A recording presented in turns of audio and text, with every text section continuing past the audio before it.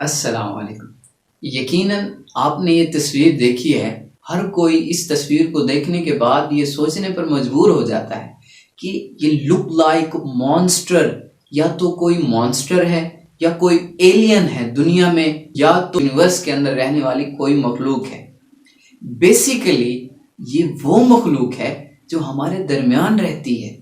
دس از اے small aunt, یہ ایک چھوٹی چونٹی ہے جو ہمارے درمیان رہتی ہے۔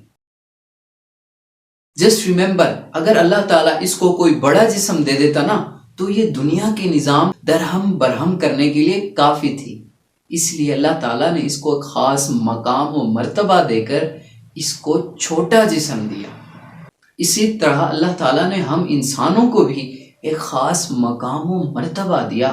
کسی کو ان گنت نعمتوں کے پہاڑ دے کر امیر بنا دیا، کسی کو غریب بنا دیا، کسی کو علم اور دانائی اور حکمت کے موتیوں سے مالا مال کر دیا، اور کسی کو دنیا کی الجھنوں میں پھنسا کر رکھ دیا، کسی کو بیماریوں میں مبتلا کر دیا۔